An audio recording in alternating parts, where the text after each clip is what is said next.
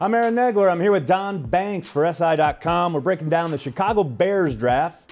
Don, this is a team that tried last year to jump up for a quarterback. They missed out on Mariota.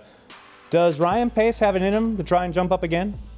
I don't see it, Aaron. I know they're sitting there at number 11 and probably in range to trade up into the number 6 through number 4 territory. Right. Look, Jay Cutler's almost 33, but after this year, the guaranteed money is minimal to that contract.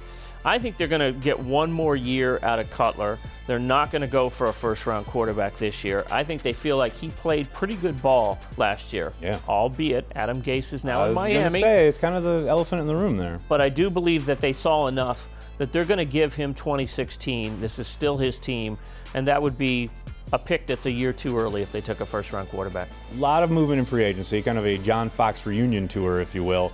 Have they done enough in free agency that they don't feel desperate to kind of almost go all defense in the draft? I don't know that they should feel desperate, but I don't think they've done enough to take defense off the radar screen if a special enough talent came along. We've read about Ezekiel Elliott having a visit to the team. Is number 11 too rich for your blood to pull the trigger on a special back? No, I think if he's there, I think they really have to consider him. And, you know, Matt Forte is gone and with the Jets now.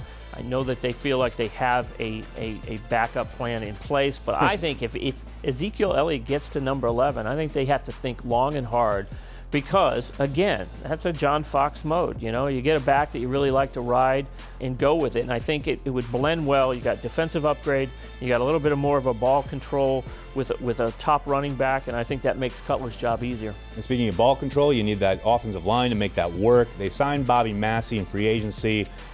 Day 2, day 3, you got to think they'll be looking offensive line. They certainly added depth this year. Yeah. I mean, Massey, solid player.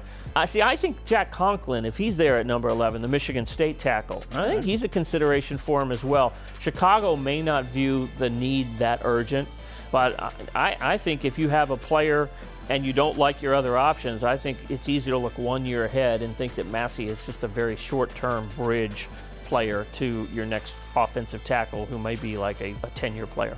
Looking at this team, what they did last year, I mean, it was bad early on, but they really kind of came together towards the end of the year.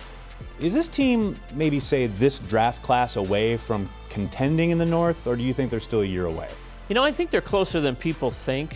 I do think they can contend, but that division to me is really deep. Yeah. I don't see Minnesota going anywhere. I think Green Bay is going to have a bit of a bounce back.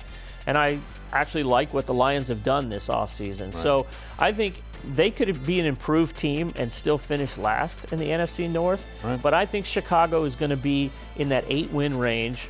And if they get a couple breaks, maybe 9 or 10 wins. So I'm going to put them down as a borderline contender.